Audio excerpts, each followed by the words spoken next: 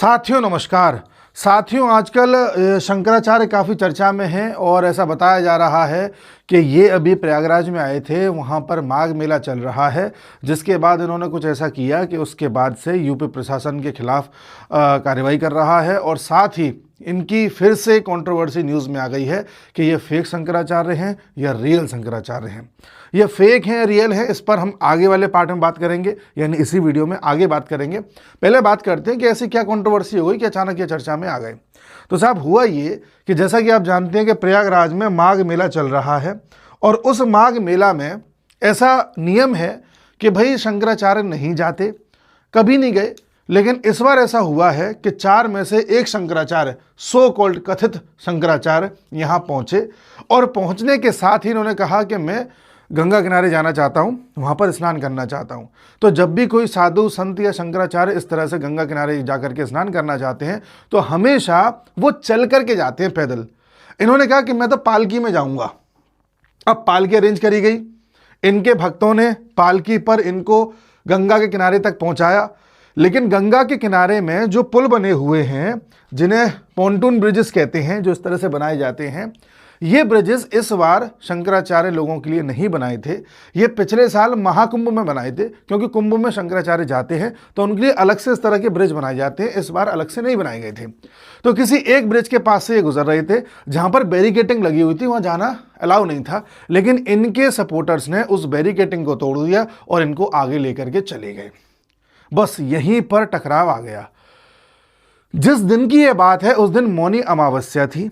पिछले साल याद करिए, महाकुंभ में भी मौनी अमावस्या का दिन था, जब इस तरह से बैरिकेटिंग के पास ही भगदड़ मच गई थी और 60 लोगों की जान चली गई थी।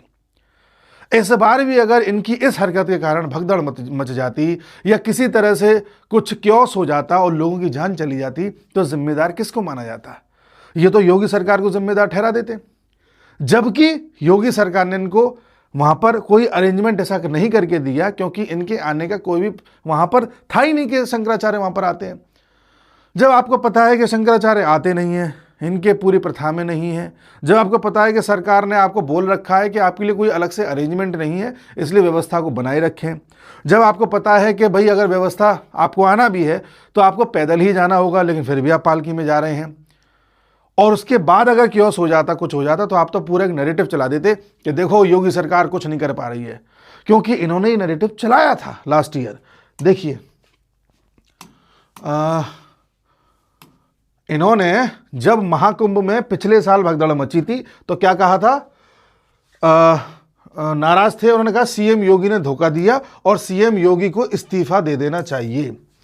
लास्ट ईयर ये मतलब इनकी वजह से भगदड़ नहीं मची थी, लेकिन योगी का इस्तीफा मांग रहे थे। इस बार अगर कुछ हो जाता तो ये क्या करते हैं? अच्छा, ऐसा नहीं है वहां जाकर के कोई बहुत धार्मिक कार्य ये कर रहे हैं।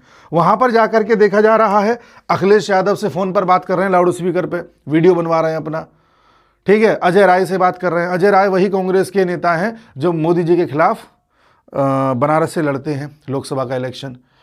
वहां पर आप नेताओं से बात कर रहे हो, और नेताओं से पहली बार बात कर रहे हो ऐसा नहीं है, आप लंबे समय से नेताओं के साथ उठ बैठ रहे हो। एक ज़माने में आप उद्धव ठाकरे के यहाँ गए थे, उद्धव ठाकरे को आप सीएम बना रहे थे। इस बार भी आप बीड़ा उठा के चल रहे हो कि भाई हाँ 2027 में अखिलेश की सरकार आएगी। अभी किसी रिपोर्टर ने उनसे पूछा कि आप तो ऐसे बात करते हैं महाराज जी जैसे आप कांग्रेस के सपोर्टर हैं क्या? तो उन्होंने कहा कांग्रेस का सपोर्टर होना कोई गुनाह है क्या? इस तरह से इनकी बयानबाजी, इस तरह से इनका बर्ताव, इस तरह से एग्रेशन किसी भी एंगल से इनको शंकराचार्य की पदवी के लायक नहीं बनाता। अच्छा, योगी सरकार तो योगी सरकार है। योगी की सरकार ने या इनके जो अथॉरिटीज़ हैं, प्रयागराज मेला की जो पूरी अथॉरिटी है, उन्होंने नोटिस भेज दिया है शंकराचार्य को, कथित शंकराचार्य को, कि भाई आपने जिस तरह से पूरा एक व्यवस्था को बिगाड़ा, हमारे मना करने पर भी आपने वही काम किया जो नहीं करना था, तो उस पर एक नोटिस थमा दिया है। उसके बाद जब इन्होंने पलट के जवाब दिया कि मैं भी नोटिस भेज दूंगा ऐसा ऐसा करके, तो फिर एक और नोटिस इनके पास प्रयागराज की अथॉरिटी से आया है कि आपने कहा है महाराज कि आप शंकराचार्य हैं, क्या सबूत है कि आप शंकराचार्य हैं? हम कैसे मानें कि आप शंकराचार्य हैं? तो इनके शंकराचार्य होने की जो पदवी है उस पर भी प्रश्न चिन्ह उठाते हुए इनको नोटिस थमा दिया गया है। अच्छा, इसमें एक द्वंद्व है कि जब ये वहाँ आए थे, उस मेले में पहुँचे थे, उससे पहले वहाँ की अथॉरिटीज़ इनको शंकराचार्य के रूप में ही ट्रीट कर रही थी। तो तब तक तो आप इन्हें शंकराचार्य मान रहे थे। अब आप इन्हीं से सवाल पूछ रहे हो कि आप शंकराचार्य हो नहीं है, इसका सबूत दो। तो खैर ये तो चलता ही है, जब ये राजनीति कर रहे हैं खड़े होकर के, तो फिर इनके खिलाफ भी स्टेप तो लेना पड़ेगा कुछ ना कुछ। सबसे बड़ी बात ये है, आप जान के हैरान हो जाएंगे, ये योगी जी के पीछे पड़ गए हैं। योगी जी को मेरे पास इस पर अभी लिंक नहीं है। योगी जी को इन्होंने कंपेयर किया है औरंगजेब से, बाबर की औलादों से। बताइए, योगी आदित्यनाथ जी को। फिर योगी आदित्यनाथ जी ने भी अपनी स्पीच में कहीं जिक्र किया कि भाई आजकल कुछ लोग हैं जो कालनेमी बन करके धर्म की आड़ में, इस तरह से कुछ बोला था ना, कालनेमी शब्द यूज़ किया था। तो इन्होंने पलटवार करते हुए अभिमुक्तेश्वरानंद ने पूछा कि मुख्यमंत्री स्पष्ट करें कि आखिर वह कालनेमी कौन है और उसका नाम बताएं। योगी जी ने किसी का नाम लेके नहीं बोला, लेकिन कालनेमी शब्द यूज़ किया। तो इनको लगा कि पता नहीं किसकी बात चल रही है, तो उन्होंने पूछा कि मुख्यमंत्री जी बताएं। फिर उन्होंने खुद ही कहा कि हाँ, कुछ लोग हैं जो धर्म की आड़ में या कालनेमी के रूप में, देखिए सनातन विरोधी एजेंडा चलाने वालों को कालनेमी कहा था, ऐसा इनका मानना था। तो ये भी मामला चल रहा है। अच्छा, एक तरफ योगी जी, उनकी पुलिस, उनकी अथॉरिटीज़ एक्शन ले रही हैं, एकदम कन्फ्रंटेशन चल रहा है, नोटिस पर नोटिस जा रहे हैं। ऐसी स्थिति में जो हमारे केशव प्रसाद मौर्य हैं, जो आपको समय समय पे योगी जी के अगेंस्ट ज़्यादा दिखाई देते हैं, उन्होंने एक बार फिर से ऐसा काम किया जो योगी जी की पूरी लाइन के अगेंस्ट जा रहा है। इन्होंने, जी हाँ, इन्होंने बाकायदा इस पूरे विवाद के बीच कहा है कि शंकराचार्य जी के चरणों में नतमस्तक अपमान करने वालों की होगी जांच। ये नतमस्तक हो रहे हैं। अब इससे आप बताइए कि कुछ लोग ऐसे नहीं हैं जो नहीं चाहते कि योगी जी आगे ना बढ़े। आप पिछले 9 साल में, योगी जी जब से मुख्यमंत्री बने हैं तब से 9 साल में एक भी इंसिडेंट ऐसा बता दीजिए जब योगी जी की किसी बात को पूरी की पूरी बीजेपी की जो पार्टी है, जो उनका पूरा ढांचा है, उसने बैक किया हो। कभी कोई योगी जी के सपोर्ट में आया हो कि हाँ हाँ ये बिल्कुल सही कह रहे हैं, हम योगी जी को बैक कर रहे हैं। उल्टा 2 4 5 ऐसे निकल आते हैं जो अलग ही चल रहे होते हैं। ये अपने खुद का चुनाव तो जीत नहीं पाते हैं, 2022 में हार गए थे खुद का चुनाव, लेकिन बीच बीच में ये अपनी उपस्थिति दर्ज कराते रहते हैं कि देखो मैं डिप्टी सीएम हूं। साथियों, ये बात तय है, अगर बीजेपी की ऊपर की लीडरशिप जानती है, नहीं जानती पता नहीं, कि अगर योगी जी के साथ किसी भी तरह का कोई इंसिडेंट करने की कोशिश की गई, इनको पद से हटाया, कमज़ोर करने का प्रयास किया गया, या इस तरह से डबल गेम्स इनके साथ खेले गए, तो पब्लिक में एंगर इतना है कि वो एंगर सेंटर पे भी निकल जाएगा। ये बात तय है। लोग योगी जी से भावनात्मक रूप से जुड़े हुए हैं। खैर, अब ये लोग समझते नहीं समझते पता नहीं, बट ऐसा है। ठीक है जी। तो आप ये समझ गए कि पूरा मुद्दा क्या है, किस तरह से प्रयागराज में गए, किस तरह से पूरा नाटक किया, सारा कुछ। अब जो सवाल उठ रहा है कि ये फेक शंकराचार्य हैं या रियल हैं, क्या है, उस पर विचार करते हैं। अब देखिए साहब, चलिए इनके बारे में बात करने से पहले इनके गुरु के बारे में बात करते हैं। स्वरूपानंद महाराज जी, स्वरूपानंद सरस्वती जी, ये इनके गुरु थे। इन्होंने 2022 में अपने प्राण त्यागे और कहा गया कि इन्होंने ही ये तय किया कि अगला शंकराचार्य अभिमुक्तेश्वरानंद को मैं बनाता हूँ। और अभिमुक्तेश्वरानंद ने कहा कि मेरे गुरु ने मुझे ही अगला शंकराचार्य नियुक्त किया है, इसलिए मैं ही शंकराचार्य हूँ। सबसे बड़ी बात यह है कि इनके गुरु भी शंकराचार्य थे कि नहीं थे, इस पर भी प्रश्न चिन्ह था।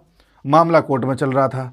1973 में इन्होंने शंकराचार्य की पदवी संभाली, उनका सिंहासन संभाला, या जो भी पोस्ट कहें, संभाला। उसके बाद से लगातार ये शंकराचार्य के रूप में कार्य कर रहे थे। फिर इन पर प्रश्न उठने लगे, क्योंकि ये भी राजनीतिक बयान देते थे। इनके कई राजनीतिक बयान हैं, बीजेपी आरएसएस के तो ये खिलाफ ही थे। और जब अटल जी के काल में ये प्रश्न उठा था कि सोनिया गांधी तो विदेशी महिला हैं, उनको कैसे पीएम बनाया जा सकता है, वो विदेशी है, वो विदेशी, एक मुद्दा उठाता है ऐसा। उस समय इन्होंने कहा था नहीं वो विदेशी नहीं है, वो भी भारतीय नारी है, ऐसे करके बोला था कुछ। तब से इनको भी कांग्रेस के साथ जोड़ा जाने लगा और इनको भी कांग्रेस का शंकराचार्य या शंकराचार्य का कांग्रेस ऐसे कहा जाने लगा, यानी कांग्रेस का नाम इनसे जुड़ गया था। फिर समय के साथ इनके चुनाव पर भी प्रश्न उठा कि ये रियल शंकराचार्य नहीं है।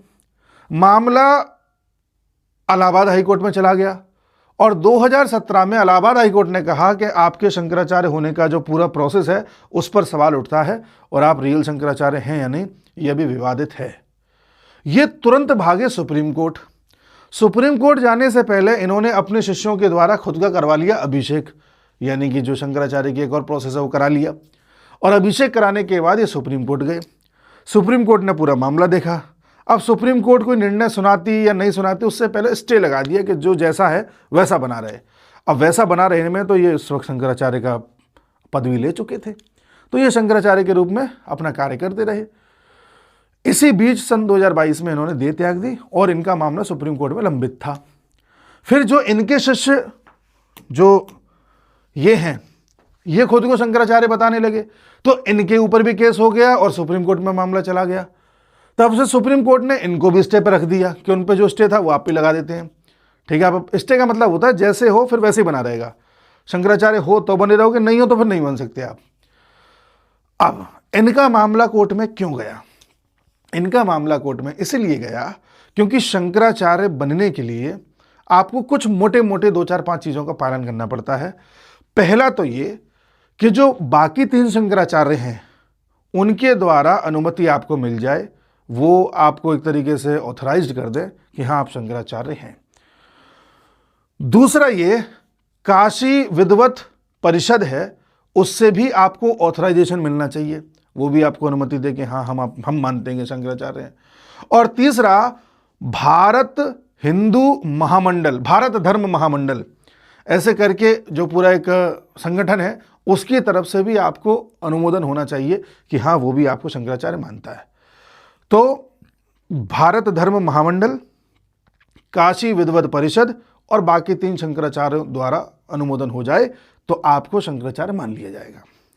जब मामला इनका कोर्ट में गया था तो कोर्ट में इनके वकील ने कहा कि देखिए साहब, भारत धर्म महामंडल इनको शंकराचार्य मानता है।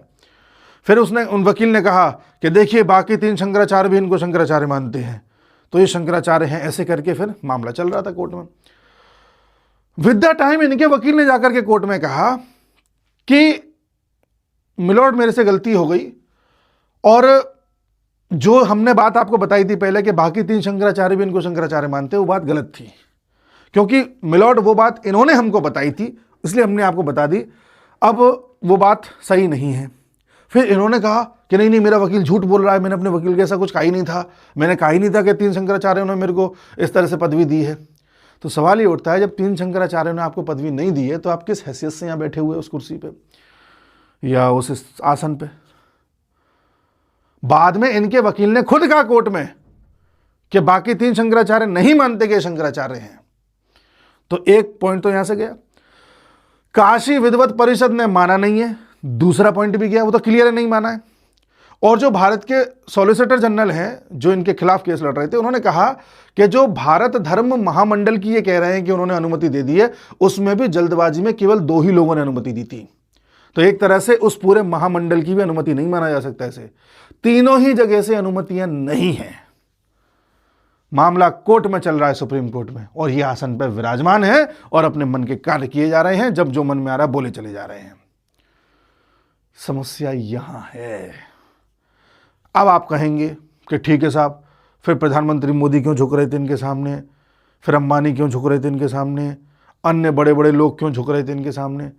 ध्यान रखिएगा, जब भी कोई व्यक्ति, बड़ा व्यक्ति इनके सामने झुक रहा है तो इसका मतलब वो इनके सामने नहीं झुक रहा, वो उस आसन के सामने झुक रहा है जिसे शंकराचार्य की गद्दी कहा जाता है या आसन कहा जाता है। हम भी इनके सामने जाएंगे तो झुकेंगे क्योंकि हम प्रणाम कर रहे हैं उस आसन को।